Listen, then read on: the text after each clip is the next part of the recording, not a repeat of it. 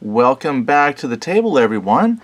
And today, what we're going to take a look at, before it all fell asleep, is a role-playing game. This is a tabletop role-playing game. Typically on the channel, I'm doing board games, war games, kind of a thing. Very rarely do I do role-playing games, but this one, it caught my eye. The cover did, so I thought I'd look into it. I actually found this. I went to Amazon.com of all places and typed in OSR RPG, kind of looking to see what kind of old school Renaissance kind of stuff they have. And this came up, and I was like, oh, okay, let's take a look. So the cover art caught me, simplistic, black and white. I like that kind of stuff, like all my tattoos, or I like black and white art. This is by Workhorse RPG Studio. And if we go in a couple pages, it's by Scott Myers. This is actually a really interesting game. I'm going to tell you a little bit about it. I'll tell you the first thing is I recommend it. There's some things I'm going to talk about that I'm not happy with in the game, but overall, you can go to itch.io, look up Eyes Beyond the Torchlight, and I got $6. It was $6. I mean, that's not too bad. It has some elements that I enjoyed, and I think overall it's a good entry-level type of game. Now, how does it fit into the OSR, Old School Renaissance, Old School Revival? I mean, we'll see. It has some new game mechanics, so I'm not sure you really call it old school, but I'll share with you what I like. Okay, so first of all, I would recommend it as a buy. $6, it's not the end of the world, and I think you could get an enjoyable amount of gaming out of this. So, what's the thing that sets this apart? This is the back page. This part right here. This uses a Target 12 system, which I think is pretty novel. It goes beyond just the idea of a 12-sided die. So what it is when you make your checks, you're going to roll a 20-sided die. If I just shift that over here. And then when you have a stat, like it's just a basic check, your stats are generated by certain die sizes. So this might be a little hard to see on paper here, but for instance, I have a body of a D8. So what I would do is I roll a 20-sided die and whatever applicable die size to the check I'm doing, and I would roll both together, and you want to get a 12 or higher. Easier said than done sometimes. So that would be a fail. So it takes into account whatever statistic you're testing, your die 20. Now you can add potentially a die 6 if something's easy. You would roll the die 6 in addition. Or if it's hard, it's almost like advantage, disadvantage. If it's hard task, you can also roll the die 6 and then subtract from your result between those two dice.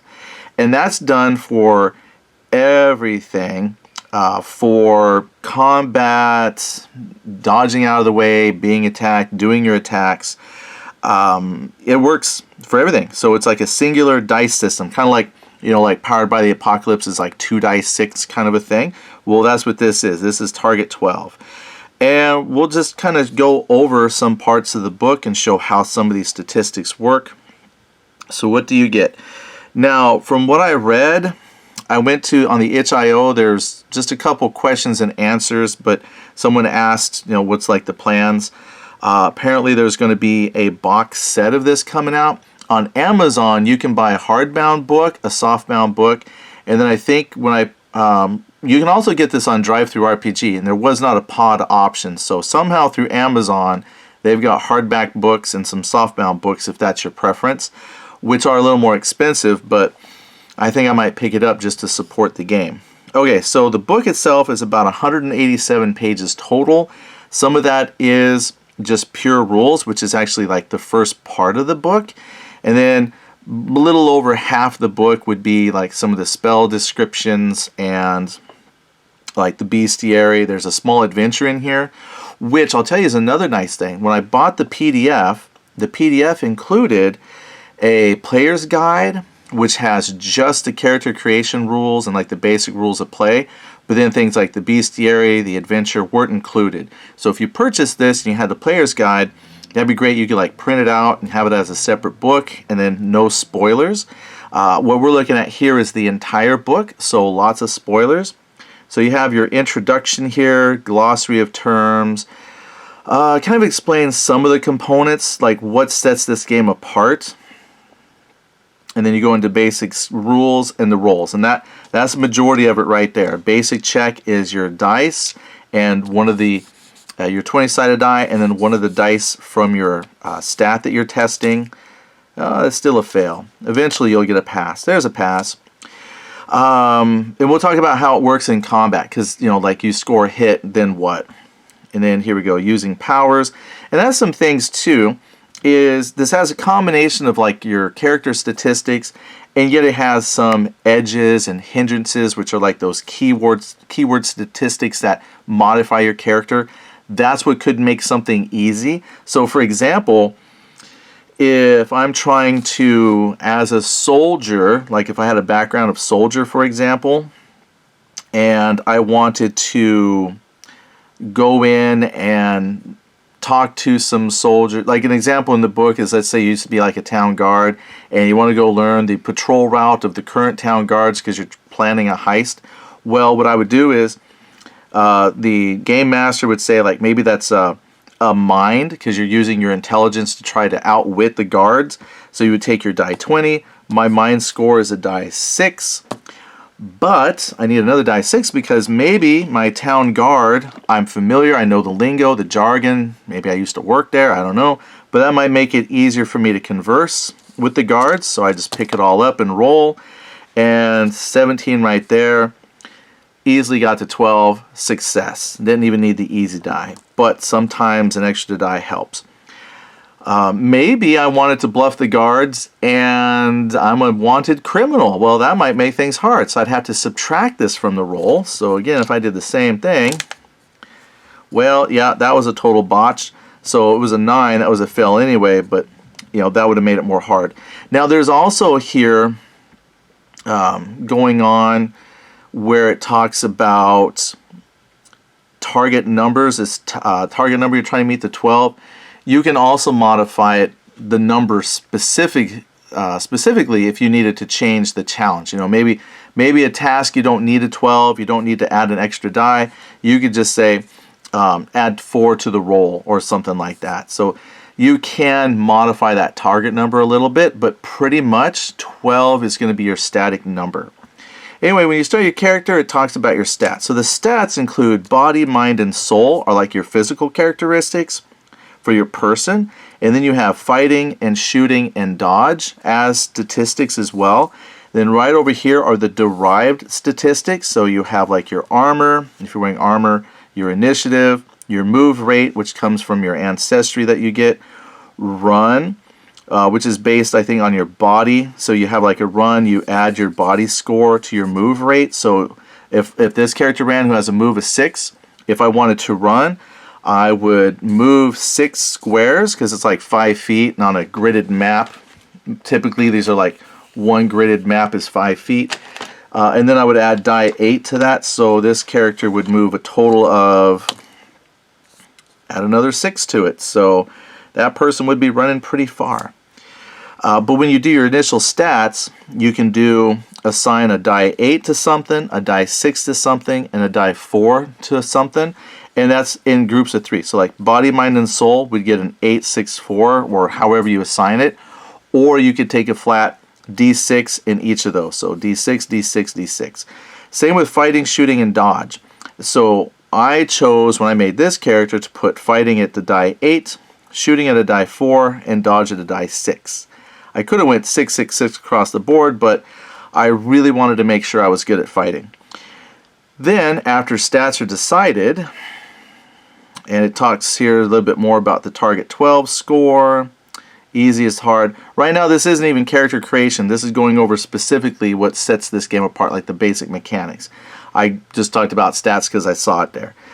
Damage. Now, so this is probably the one part of the game that bugs me the most, is damage. There's no damage, no weapon damage per type of weapon. Like, for example, swords, axes, spears, every weapon does the same amount of damage, and it's based on your fighting score. Okay, so how does that work? Well, let's say here's my human fighter, and I've got a small rat. Now the rat might have 5 hit points. Okay, great. And a rat has a target number or a toughness number of 0. Now when we look at the bestiary, you'll see that creatures, they subtract their toughness number from your die 12 roll that you're making, your target number 12 roll. So in this case, my basic fighter is going to attack the rat. So I take my die 20 and I take my die 10 because I have a 10 in fighting. I roll. 14 and 4 is a hit, and rats, I believe if I remember right, they have a 0 toughness number, so no modification. So this is a hit. The damage is equal to your statistic die. So I did 4 points of damage. So my fighting ability, on one hand, it makes sense. Hear me out, right? A big tough person theoretically could, do more damage with something because they've got their strength and body weight behind it. But this is almost like saying damage is based on how skilled you are in fighting. So someone who doesn't really know how to use a dagger might not do as much damage. They could be the strongest person in the world, but if they don't know how to properly use the dagger to get in all finessey and hit something, they might not do much, but someone who might be smaller of stature, who is highly trained in dagger usage or sword usage or archery, they're going to be much more effective at causing damage. So that's why I thought that's probably the one mechanic I still kind of not sure how I feel about that entirely, where the damage I do, like same thing with a bow. I'm not very skilled with a bow, so it makes sense that it would be harder for me to hit, but my damage is based entirely on that statistic die I put on it. So I could shoot something. Oh, I hit 17 and a 2. I beat the 12. So I hit, but I only do 2 points of damage. And the max I could ever do with that bow would be 4. Could be, maybe that's okay. I don't know. Something about that still just kind of gets with me. I guess if you had other traits, which we'll look at here, hindrances and things that might give you some more advantages to that, but that's the base, kind of the basics of combat right there. Okay, so as we move on, it talks about damage, hero and villain points, which you can use to modify rolls, get yourself out of sticky situations. Each hero gets 5 of these points you can spend in your session. This is probably like one of the new type of game mechanics, not so much an old school. So, you could use it or not. You might need it because characters can die pretty quickly. Time and movement, gives you some generic things about like moving in combat. Distances are kind of generic as well. You could play on a flip mat, but they use terms like close and near and far, very far. So even though you can play with a mat, you can also play a little more abstractly if you wanted to with those kind of concepts. Lighting talks about your torches, and if it goes dark, you have, it's hard to attack and you can't shoot with a bow, so there's some light rules there. Rest and healing, this kind of reminds me of like D&D 4th edition a little bit. You can do a recovery while you're in combat. You just have to make a recovery roll, and if you beat that target number 12, you get to heal some of your, you get to heal like a body worth a die roll back. So if I did a body check as my action and I passed, then I could heal back a die 8, so I would have healed like 5 back. Or what I think is probably more appropriate is something called a breather, where immediately after combat you can recover, like if I read this here, you roll your body dice and regain that many hit points. So after a fight, I would have recovered 6 if I needed to. Oh, wait. I forgot. On the body check, you heal the result on the body die. You don't roll it again. So like if I rolled during combat and got an 18 and 1, I would have healed 1 hit point back. After combat, it's automatic, so I just have to roll what I get. You only get to do it once after combat. Then they have short rest and long rest. So it feels like you can get your hit points back fairly easily-ish, but that's not terrible. I guess. That it might not make a whole lot of sense. I'm in combat and I'm taking a, resting and recovering during combat. But it does say, though, that it takes you out of combat. So you might only heal back 1 hit point, but a creature hits you for 4. Are you ever healing back, right? Or are you just wasting attack? So it's that trade-off, but, it's there. Then the combat, like I said, the basics. If you have armor, you get to subtract that from the amount of damage that you take. If you have a shield, that improves your dodge result by 1 die number. So, like, if we were going to do a basic combat, one of the things that I would look for is the rat. So here we have a pretty extensive bestiary, actually. It's got quite a few creatures in here. Plus, there are some creature rules that will let you convert any creature pretty much into the system. So I'm looking for the rat. Rat. Giant rat. So it has that toughness number of 0 right there. It has 3 hit points. It gets 1 action, which is a bite. It has a damage of 6, a move of 6, and it's small. Oh, I brought out this combat mat, but I don't know if I actually need it. I can just stick these 2 guys right there. Now again, we haven't got to the character generation rules. The first part of the book is just the basics, how to play, and I'm not even going super in depth. There's some things I've kind of skimmed over, right? Just kind of giving you a basic idea. So first thing I would want to do is initiative. Now, this is one of those games where the character pretty much, or the player, rolls almost all the dice rolls. I'm just seeing how good I can do. So I have an initiative that's a die 6. And again, I got to beat target number 12. Now, if I'm going against a stronger creature, I would subtract their toughness number from this roll. Well, they have a 0, so I just need to get 12 or higher to win the initiative. I rolled a 20. Now, I didn't see anything in there about critical hits, critical successes. I know a lot of times if you roll a 20, people get excited, yay! But you could probably make your own rule, double damage, double the 6, whatever. But 21 total, I don't have to subtract anything. That means my hero here gets to go before the rat. Okay, awesome. So I know my attack is a 20, and I have a 10 fighting skill. So again, just the basics, right? I'm going to take my dice, roll. So 13 and 2 is 15. That's higher than the 12 target number I need. But the success die, if you will, or the stat die, came up a 2. So I technically did 2 points of damage. So my skilled seasoned fighter just kind of nicked the creature a little bit. Ow! And it's got 3 hit points. So, sadly, it's still alive. Well, the rat, enraged with anger, lashes out with a bite. Tries to bite my character. So now I have to dodge. Well, I have typically a dodge of 6, but I have a shield, so I'm going to dodge with a die 8. So my hero, I didn't even name the hero, so we'll say Bob. Bob sees the rat lunging at him, and he holds his shield up to block the attacking rat. And rolls a 6 and a 4, which is a fail. Alright, so here's the cool thing about combat. You potentially can take a lot of damage. However, the game has this built-in mechanic to help lessen the damage.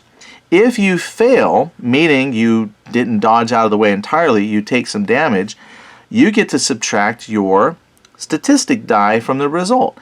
So the rat does 6 points of damage. I rolled a 4, so I subtract 4 from the 6, so I'm at 2 points of damage. But I have armor, and armor reduction for medium armor is 2 points. So altogether, I block 6 points of damage. So by way of being nimble and pushing the attack aside with my shield, I took 0 points of damage. And since it's only 2 combatants, that would be the end of the turn. Well, enraged that this rat has just put a new scratch on his shiny shield, Bob takes another swing. You can do it, Bob. Bob rolls a 12 and an 8. That's a hit. And the stat die does 8 points of damage. The rat gets cut in half. And now he's got dinner. He can cook it up. Ooh, let's see if I can successfully cook it up. Well, what's my knowledge of cooking? Well, I have a mind of 6. So he's been watching the chefs around town. He's picked up some tips on how to cook. And he rolls a 5 and a 16. So I would say he successfully cooks the rat meat and doesn't get poisoned by eating it. Now, in here, the creatures, since we're looking at the bestiary, it has a special characteristic here. It says the trait of the rat. Disease. Anyone hit by a rat must make a body check at the end of the encounter. On a failed check, they contracted a minor disease. Well, we did get hit by the rat, so we're done with that fight. But you don't get experience points. You get experience points kind of based on your participation in the game. Did you show up for the campaign or the game session that day? So you can earn maybe like 3 or 4 possibly advancement points. So every couple of adventures you get to level something up. So just killing individual creatures, finding treasure, those kinds of things don't give you experience points. Playing in the game, that does.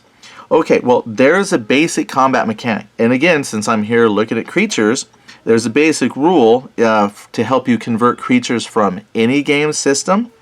The creatures have just a few statistics. They have a toughness number, their hit points, how many actions they can do, the damage they do with each of those hits, their movement, how many squares they'll move on a grid map, and their size.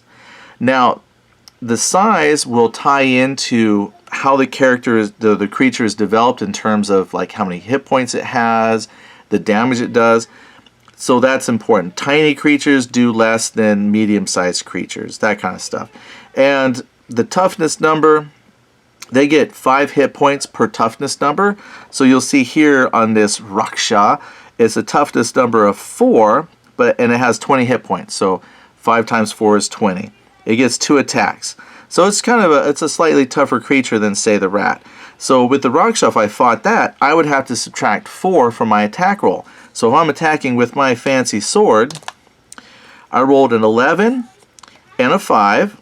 So that right there is 16. Math is hard. Subtract 4, that's a 12. So technically that hit, even though that's a much tougher creature. Yay.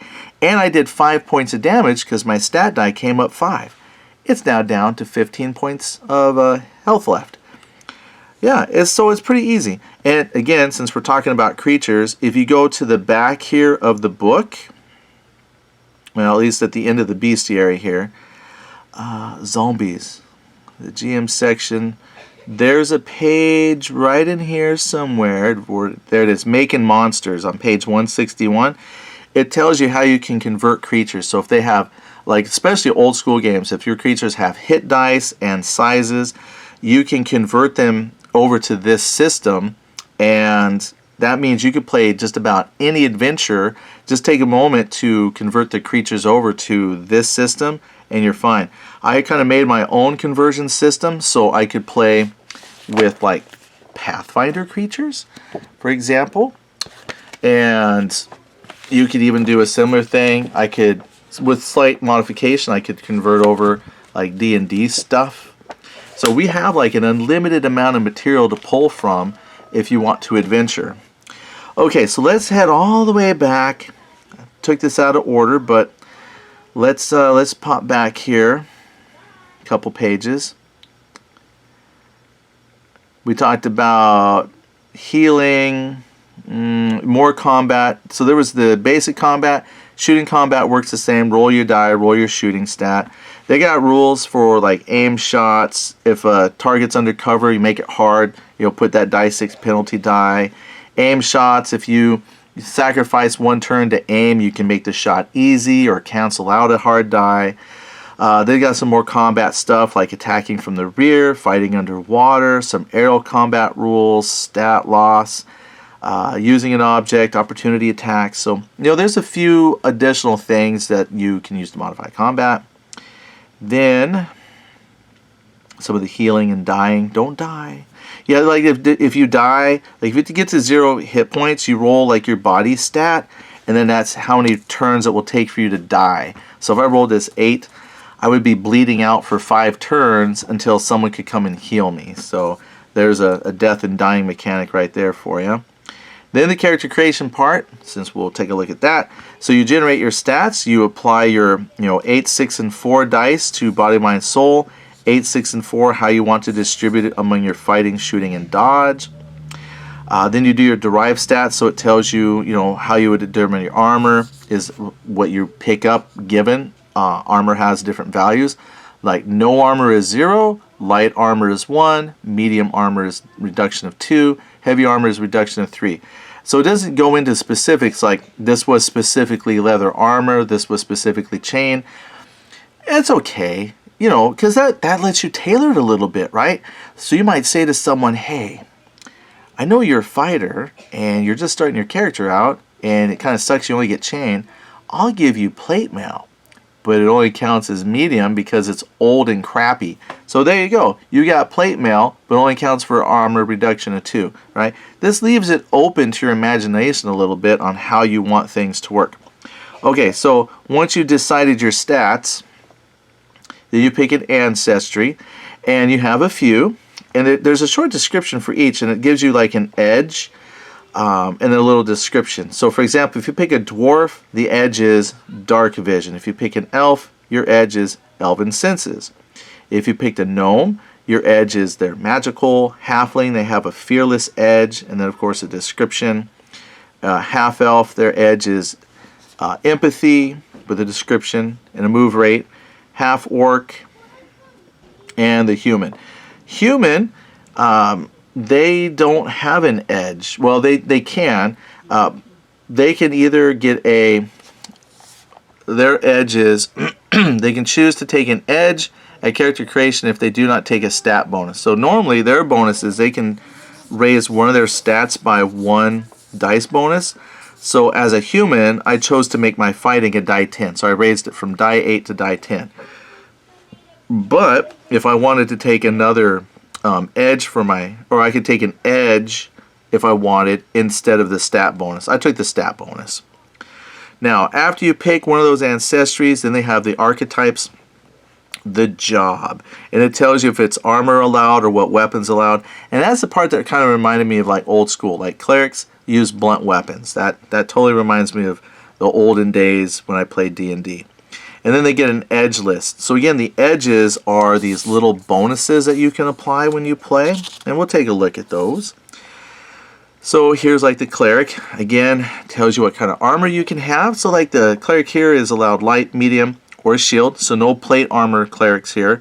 Or plate armor, but it's not as effective. So it only counts as medium. So light plate. Weapons allowed are blunt only. Then you have edges. It says take the following edge. Divine Spellcaster. Clerics can cast divine powers and gain 2 cleric powers at character creation. For more on powers, see page 68. Clerics use soul to cast these powers. So if I really wanted to be a cleric, I would want to make sure that not the die 4 went into my soul. Then it says you can choose one of the following 3 edges at character creation if you also take a hindrance. So a hindrance, just like an edge, hindrance is something that negatively impacts you in some way. But this has, you could take smite or healer or disease immunity as your extra edge if you took a hindrance. Clerics are those who have devoted their lives to the servitude of a deity, following the path of faith and defending their doctrine, always fighting to make the word and will of their God prevail. So just a real simple block on your archetype. Okay, it doesn't tell you what you get leveling up and things like that, because this is one of those games where you buy your edges. You don't worry about leveling up and here's what you get. As you get that experience, those AP adventuring points, you can buy more hindrances or cancel out maybe any hindrance that you got. So buy the edges. You don't buy hindrances. You're going to buy the edges and cancel out hindrances with your adventure points. I went, because see, here's mage, here's a rogue, and then here's warrior. I took warrior. Now I have weapon specialization. When using a specific weapon, your fighting or shooting dice is increased by 1 dice type. Oh, the cost to replace the weapon, if lost or broken, is 5 times the cost. So in other words, I was rolling this die 10 on my fighting, and I forgot I had weapon specialization sword, because that's what I use. So I should be rolling a die 12 when I'm rocking this character. How could I possibly fail? Well, I did 4 points of damage. Fun. But, oh, I just crit hitted somebody. I did him for 12 points of damage and a nice hit of 19. So you gotta remember, when I'm fighting with this sword that was passed down from my grandfather through the family for generations, I get 1 die higher. Well, I forgot all about that. And then if I wanted, I could take a hindrance and then take tracker. When tracking in an environment, rolls are easy. Known power. Choose 1 power from either the cleric or mage list. You can cast this power as a mage or cleric, but must abide by those classes. Oh, that's how you can make a paladin or a ranger. Iron fists. Your unarmed fighting attacks do full damage. That's how you can make a monk and start from there. Now, as you move along, here's a list of hindrances: unaware, unsettling. You know, maybe I'm a coward, cursed. You just look at the list.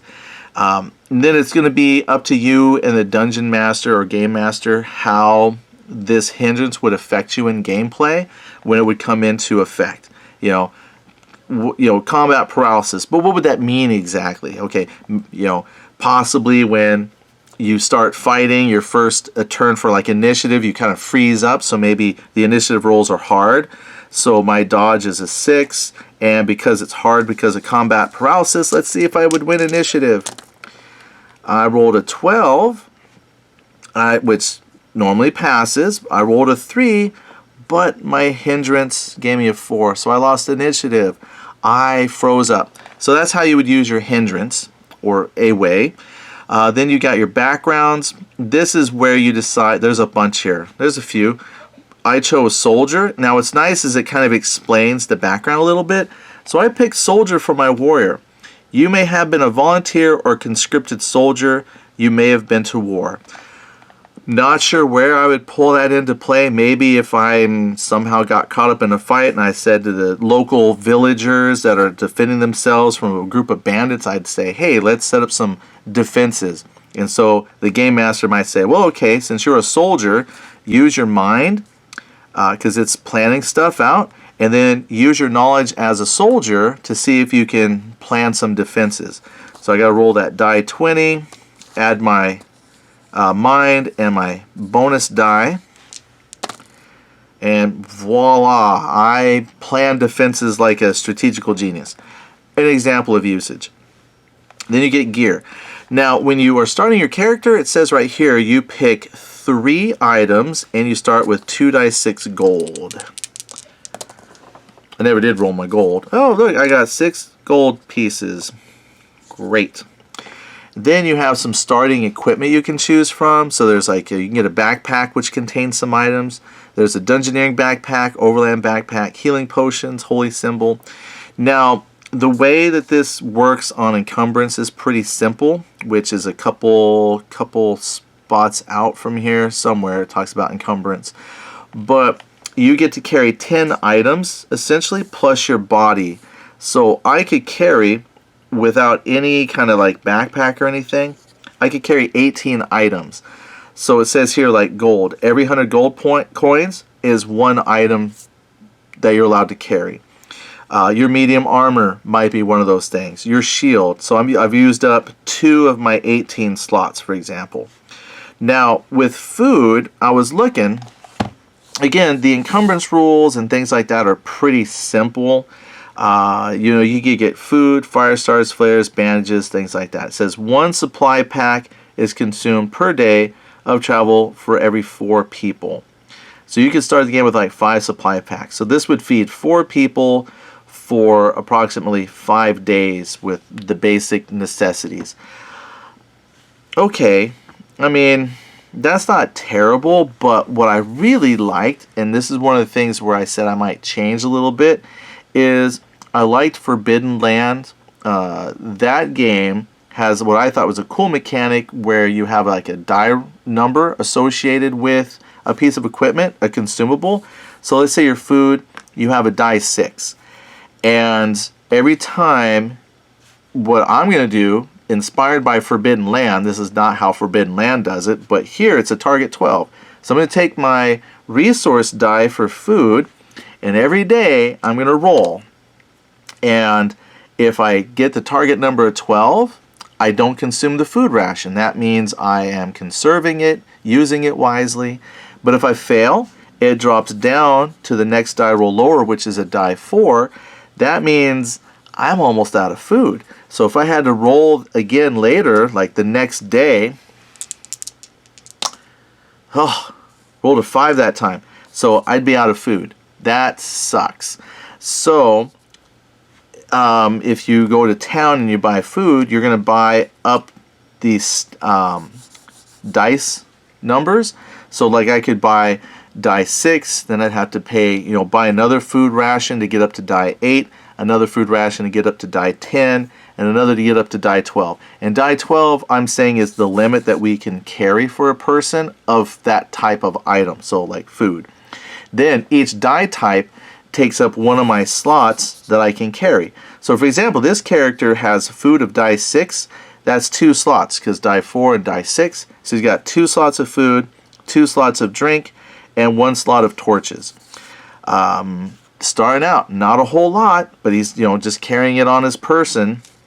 And so if I went to town and spent some of my 6 gold, maybe I buy some more food. So if I had bought up to die 10 of food, yeah, when you're starting out, there, 18, you have a better chance of not dipping into your food stores. And to me, I was kind of thinking of like, well, it's like a bag of chips. When you first open a bag of chips, everything's settled, but you have like a bag of chips. There's a lot of chips in there. And as you eat a couple chips, you look in, you still got a lot of chips. But as you eat more and more chips, at some point you realize, I'm almost out of chips. Even though for a while it felt like you had a bunch, right? It's kind of like this. I'm rolling, I pass, I got food. So yes, at a higher die number, it's going to take longer for you to run out of food. But then once you start to run out of food, it goes quicker and quicker. Like you then notice and realize how little food you have. So every time you start out with a nice full bag of chips, you realize, wow, look at all these chips I have. But as that bag starts to disappear, you realize, where are all my chips going? Anyway, that's how I looked at it. But I thought that was good, and you could do that with other items too that you think might be a resource. Right now I just had food, drink, and torches, but if I put in here bedroll, that'd be an item. So I'm just playing with the equipment for now. Alright, so then you go weapons. So here's the thing. Axe, bow, club, crossbow, cudgel, dagger, darts, flail, greatsword, hand crossbow, javelin, mace, morningstar, polearm, sling, spear, staff, sword, warhammer, all do the same damage. It's based on your fighting or shooting die. So if you want to be good at archery, and it doesn't matter what you're shooting with, put a high die in shooting, and then if it's a crossbow or bow or something like that, you're going to get the result on that one die. That's the only part of this that I really haven't been able to wrap my head around on if I like the mechanic or it needs modified. So far it works. Links, this lets you see how you relate to other people in your party when you make your person. Here's the powers. Not too many to start with, but they're in here. In a few pages from here, it will go into the powers and their descriptions. Then you get your derived stats, so it tells you how to get your initiative, move, run, hero points, and whatnot. That's all here. Then it talks about the advancement points and going up a level. So if you want to go from like a die 8 to a die 10, you had to pay the point of the new die number you're going to. So if I'm going from a die 8 to die 10, it takes 10 advancement points as an example. Or I can get more hit points. You can actually use your AP to increase just your hit points, which I might do with this character at some point. Or you can buy an edge or get rid of a hindrance. And then here's a creation example. And then we go right into the edges. Here's all the edges you could potentially buy at some point. And then you got descriptions, so you don't have to guess on everything. And then the hindrances. And it might explain what you can do with some of those hindrances, if you know what it means, if you need to pick some up. Then here's the equipment section. Goes a little bit more into the equipment and armor. How many hands it takes to use, the price. What does this say here? The traits. This is blunt, small item thrown, blunt. Blunt's important because, again, clerics can only use blunt weapons. Fighter can use anything. Let's see here. Gear, just the cost of gear. So your typical gear section. Item descriptions. Animals. Transport. It talks a little bit about like boats. I thought was nice. If you want to buy a big boat, it says like here's how many people it has, here much of cargo it can carry. Maybe you want to become a ship captain and be a ferryman. And then there it is. There's my little section on encumbrance. So if you go over your carry limit, then you get to move like half movement, and then beyond that you can't move. You're just weighed down with too much. If you have like a bag it says here lets you carry up to 20 items plus your max body number. So I could carry 28 items if I had a backpack. Again, not sure how realistic that is, considering that all of the little things you stick in the bag can really add up in like weight and encumbrance. But, you know, I'm starting out. I don't have much money. I only get a few things to go adventuring with. Then here's the power descriptions, and we just kind of flip through those. Little section on treasure. Here's some treasure you pick up, armor. I've seen that picture before, but I can't remember what game I've seen it from. Small footprint game, just a few pages long. It was free, but I can't remember. Anyway, weapons, magical weapons. You can get +1 weapon, +2 weapons. And that was something I thought about is, you know, if you're unhappy with just your stat die being the determiner of damage, but there's always the ability to pick up magical items and things, so that can augment damage as well. And there it is. They got +1 weapons, +2 weapons. Maybe it's not magical, just well crafted. Same with armor. Heavy armor comes with like a 3 armor reduction in damage, but nothing says you couldn't buy better armor that's master crafted or magically with better defenses on it. Rings of power, potions and scrolls, some magic items. You know, so all the basics you would expect from a game that encompasses everything. So here's a treasure table. Here's the monsters. This takes up a few pages to go over the monsters, which we'll just kind of skip ahead a little bit. It's a rather large part of the book, actually. So quite a few monsters to play with. Wow, good. There's your rewards and advancements. There's the making monsters we mentioned. Here's some old school save conversion. So if you're going from paralysis to constriction, it's based on their body type. Dodge, if it's a staff, like if you're doing a body save, if it's a breath or paralysis and I just can't function today. If it's a paralysis save, it goes off your body stats. You'd roll the die 20 and your body stat to save. If you're trying to dodge from a breath weapon or a trap, it's your dodge rating and the die 20. So it gives you some rules to how to convert it to this game. And then here's the adventure. Semi-spoilers. We're just about done. From here to there. Okay, so just about done. Here's some new monsters introduced for this scenario. Oh, almost there. Then you got an appendix of monsters by their toughness number. That's great.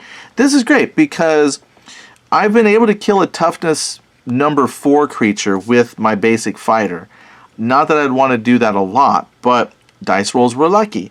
However, if this is a new character and I just want to keep it on toughness number 0, toughness number 1, you can see there's a pretty good selection of creatures to go from.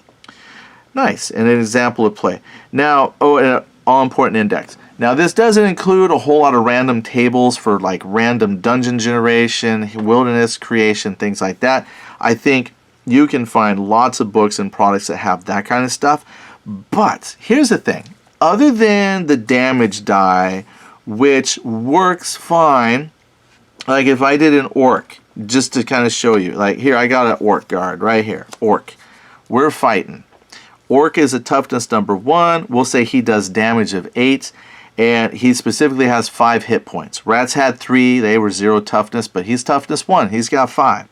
I'm going to roll for initiative, so I take my die 20, my 6. 9 and 6 is a 15, subtract 1 for the orc's toughness, so that's a 14. Still better than 12. That means I am able to swing first. So I remember I've got weapon specialization sword, so I take my combat from 10, bump it to a 12, and I swing at the orc. Boom! 14 and 2, but I only do 2 points of damage. That's so disappointing. It's got 3 hit points left. Well, the orc, he swings back, and I've got a dodge of 8. So let's see if I dodge out of the way. 14. Ooh, and I subtract 1 for his toughness. That brings my total to 13. That's greater than 12. I'm able to jump out of the way. Well, I can't let that stand, so I attack him. Again with my sword. He's got 3 hit points left. 15 and 5. I did 5 this time, so I strike the orc down. So as you can see, there's a pretty good chance that you could dungeon crawl with these characters and fight off some creatures, which I did kind of experiment with. So I took this. This is the starting adventure from the Pathfinder starter box, and it's got a nice little adventure in here. Now again, not to give spoilers, but like there's a giant rat. It says you fight 1 giant rat per character. Surprise, spoiler. And then later on you fight a giant spider, which in the back of the book, look, they got a little beast here in the back of the book, the starter box, right? And there's a spider. So what I did was, using the rules of conversion, there's a spider in the beyond the eyes beyond the torchlight that are a little bit stronger here. But what I did was I said, okay, it's a medium-sized creature for determining the damage it does according to the little monster converter, but it has 16 hit points. What I found works best here for these creatures from converting from this book is divide their hit points in 2, and then you can kind of round down or round up if you're trying to make a slightly tougher creature. So if I round down, so if I take half of 16, round it down to 8, and then drop that to the nearest 5, this is a toughness 1 spider, which, you know, could be, like this says creature 1, so that's how I could get this to be creature level 1. So my character could fight a spider pretty easy. But if I remember right, the spider in here was like toughness 4. So, you know, if I'm doing this scenario, I could easily just pull the data out of here for these creatures. So like, for example, if we look at the, oh, there's different snakes. Nice. I guess I don't need to convert that. I can just take this one right here. Level 1 snake. But like we had in here the, what was I looking for? Oh, the orc I just fought, right? So here's the orc scrapper. Creature level 0. Hit points. Well, it has 15 hit points. So if I divide that by 2, and then that would be 7.5, round down to the nearest 5, that would make it toughness number 1, which is toughness number 1 in the game. So that's how I found that I could convert these Pathfinder creatures over fairly easily to the system to get different strengths. Just take the creature from the bestiary or the adventure, divide the hit points by 2, and then round down. That gives you its toughness number. And then also, if you need to know the kind of damage it does, you can just look at the size, because the designing a creature is kind of based on the size of the creature. So that's what I was saying. It's versatile enough that you really probably could, with just a little bit of effort, play just about any game you want. And the mechanics aren't that complicated. Character rolls up in just a couple of minutes. And like I said, the only real drawback I got is I don't know how entirely invested I am in that this stat die you roll for like combat is the best way to gauge damage. You know, I guess maybe it's because I'm just so used to games having arbitrary damage numbers assigned to everything that, you know, you just roll your die 20. Ooh, I hit. Okay, daggers do die 4. Add my strength. That's how I've played for decades. And so this mechanic being new, maybe I'm just resistant to a new idea. But it works. It works just fine. Technically, I just don't know if I'm happy with that, as that being the only mechanic determining combat damage and effectiveness. But otherwise, like I said, everything else about the game is great. If you're looking for a game where you can quickly roll up characters and it plays quickly, and I like that target 12 mechanic, like I said, I'm gonna run my Pathfinder game. I haven't run this solo and with anything. But with this, I think I could. I think it's easy enough that I could run this all by myself. And since I'm the dungeon master, I got to make all the rolls anyway. this is perfect. I gotta make all the rolls anyway. Might as well let the character do the rolls. So anyway, that's my thoughts on, let's go all the way back here to the beginning. Eyes Beyond the Torchlight. Not sure if you've seen this or played it, and hopefully that gives you an idea what's in here. And if you play role-playing games, like I said, $6 itch.io. I think it's like $8 over on DriveThruRPG, whichever you prefer to purchase from. It's, I mean, not bad purchase for just a few bucks. Anyway, talk to you later. Thanks for watching.